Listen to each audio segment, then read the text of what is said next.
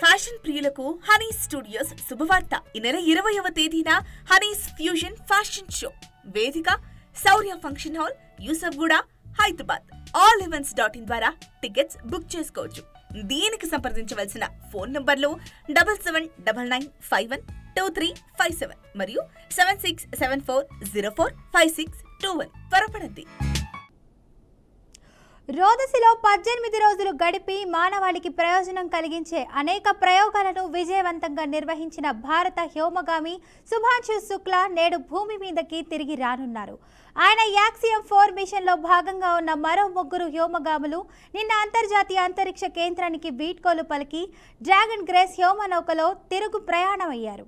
22.5 గంటల ప్రయాణం తర్వాత భారత కాలమానం ప్రకారం ఇవాళ మధ్యాహ్నం 3:01 గంటలకు అమెరికాలోని కాలిఫోర్నియా తీరానికి చేరువలో సాగరంపై ఈ వ్యోమనౌక దిగుతుందని అధికారులు తెలిపారు.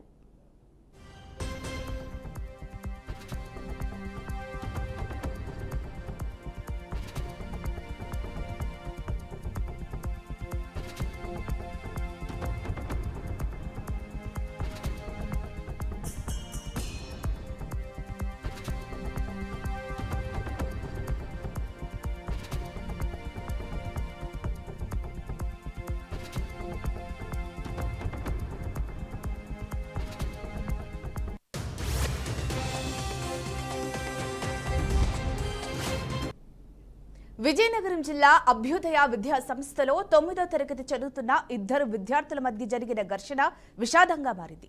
ఈ ఘర్షణలో తీవ్రంగా గాయపడిన కార్తికయ్య అనే విద్యార్థి ఆసుపత్రిలో చికిత్స పొందుతూ మృతి చెందాడు.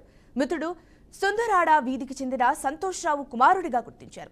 సాధారణ గొడవగా మొదలైన గొడవ కాస్త జీవితాన్ని బలి తీసుకునే స్థాయికి చేరడం పాఠశాల యాజమాన్యంపై తీవ్ర విమర్శలకు దారితీసింది. విద్యార్థి తల్లిదండ్రులు, కుటుంబ సభ్యులు తీవ్ర స్థాయిలో ఆవేదన వ్యక్తం చేస్తూ అభ్యుదయ విద్యా సంస్థల యాజమాన్యం నిర్లక్ష్యమే ఈ ఘటనకు కారణమని ఆరోపిస్తున్నారు. విద్యార్థి మృతితో కుటుంబం శోకసంద్రంలో మునిగిపోయింది. ఈ ఘటనపై కేసు నమోదు చేసి దర్యాప్తు చేపట్టినట్లు పోలీసులు వెల్లడించారు.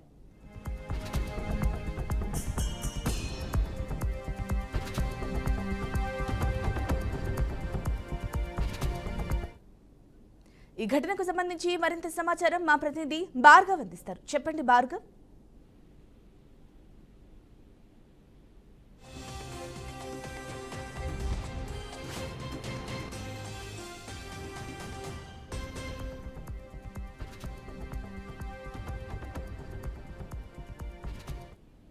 విజయనగరం జిల్లా అభ్యుదయ విద్యా సంస్థలో 9వ తరగతి చదువుతున్న 2 విద్యార్థుల మధ్య జరిగిన ఘర్షణ విషాదంగా మారింది. ఈ ఘర్షణలో తీవ్రంగా గాయపడిన కార్తికేయ అనే విద్యార్థి ఆసుపత్రిలో చికిత్స పొందుతూ మృతి చెందాడు. మృతుడు సుందరాడ వీధికి చెందిన సంతోష్రావు కుమారుడిగా గుర్తించారు.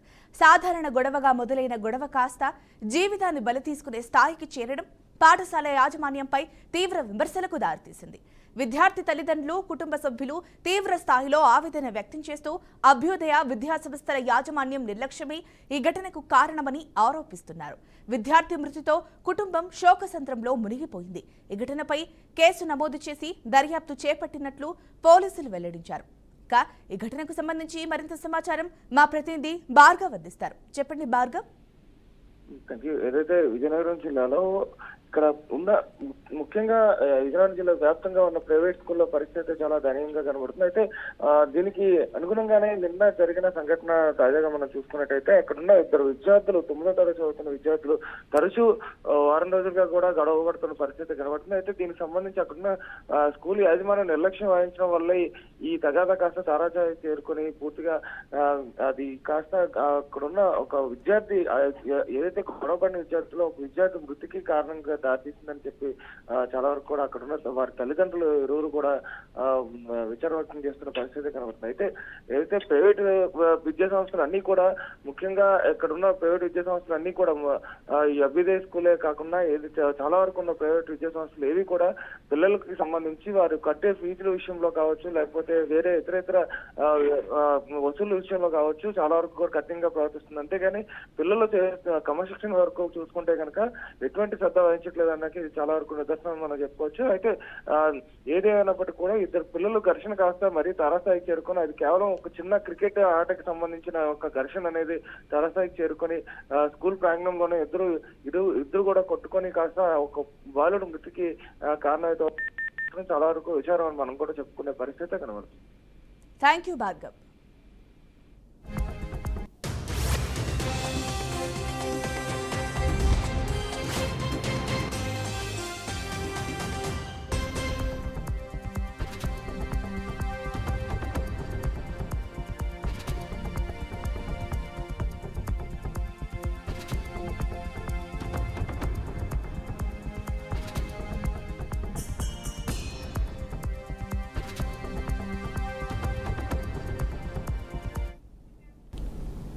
ఏలూరు జిల్లా నూజివీడు గొల్లపల్లిలో దారుణం జరిగింది. ఓ మహిళ తన ప్రియుడితో కలిసి భర్తపై దాడి చేసింది. భర్త ఇంట్లో లేని సమయంలో భార్య మరో వ్యక్తితో ఉండడం చూసి భర్త రగిలిపోయాడు. దీనిపై భార్యను నిలదీయడమే తప్పైపోయింది. నిలదీసిన భర్తపై ప్రియుడితో కలిసి దాడికి పాల్పడింది. భార్య దాడిలో తీవ్ర గాయాల పాలైన భర్త సొమ్మసిల్లి పడిపోయాడు. స్థానికులు ఆయన్ను వెంటనే ఆసుపత్రికి తరలించి చికిత్స అందిస్తున్నారు. ఘటనపై పోలీసులు కేసు నమోదు చేసి దర్యాప్తు చేస్తున్నారు. మా ఆవిడ గారు మొత్తం కలిసి కలంలో కారం కొట్టేసి కరబెట్టి కొట్టేశారన్న. అసలు ఆ రోజు ఆయన మాటలేని మా ఆవిడ ఇలా చేయలేదు. ఆయన ఇంట్లో చూసి నేను బయటకు వచ్చేసి ఆయన మీద రాత్ర కొట్టానండి. ఆయన కొట్టి మా ఆమెను కొట్టానండి. కొట్టినందుకు నన్ను కలలో కారం కొట్టి ఇలా చేసి అలా చేశానని చెప్పేసి నా మీదకి మధ్యాహ్నం పూట కలలో కారం కొట్టేసి నన్ను కొట్టేసి పెట్టేసాను. జనాన్ని ఆ రోజు ఉన్నాడండి. ఫ్రెండ్లీగా మా చుట్టాలని చెప్పేసి ఇంటికి తీసుకెళ్ళి ఆకలేదని అంటే అన్నం పెట్టి ఉండేనండి. ఆ టైంలో వస్తానని చెప్పేసి మా నాన్న తీసుకెళ్తే నాకు ఇట్లా చేశానండి. కారణం ఏంటంటే మా ఆవిడ నేను గొప్ప ముఠా పనికి వెళ్ళి ఉన్నాను. పొద్దున్నే పొద్దున్న వెళ్ళిపోయాను, నైట్ ఇప్పటికి వచ్చేవాడిని. మనోడని చెప్పేసి నేను సోమవారం వస్తానని చెప్పేసి నేను కాముకుంటే ఇంట్లోనే గప్పుని టైంలో పని అవ్వకముందు కామని చెప్పేసి ఇంటికి వచ్చేస్తుంటే వాళ్ళిద్దరు ఇంట్లో చూసానండి. అలాగే చూసేపటికి నేను కొట్టానండి. వాళ్ళు మా అత్తగారు మా ఆవిడ గారు మొత్తం కలిసి కలలో కారం కొట్టేసి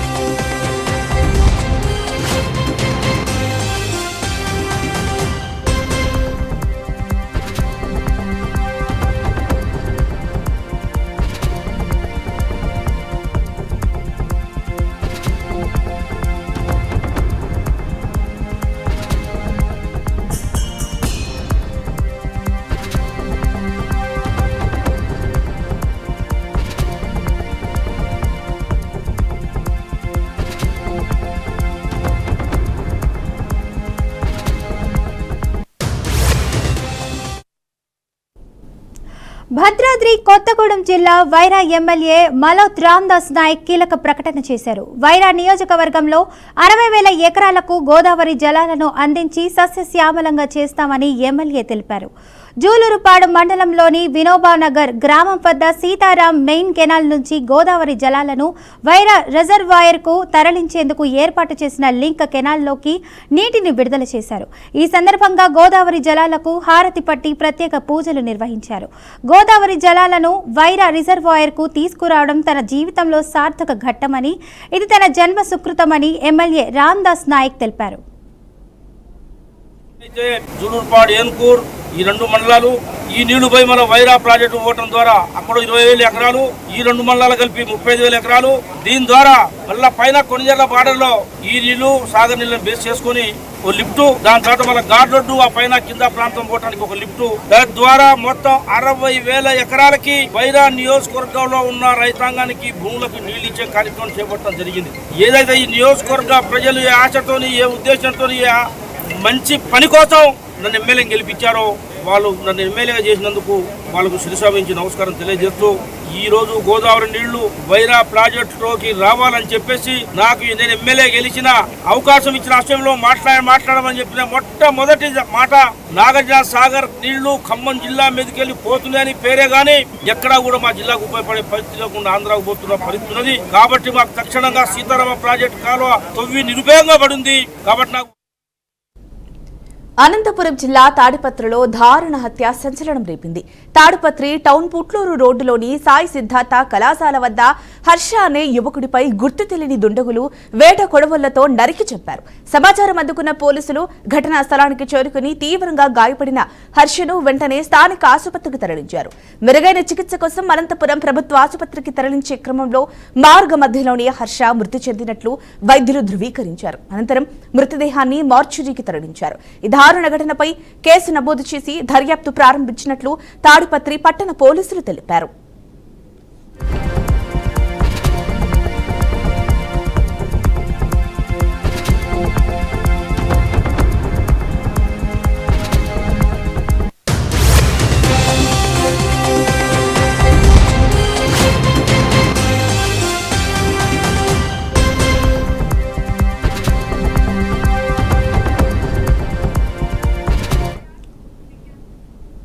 ఇవి ఇప్పటి వరకు అప్డేట్స్. మరిన్ని అప్డేట్స్ కోసం చూస్తూనే ఉండండి బీఆర్కే న్యూస్. తెలుగుడి సత్తా.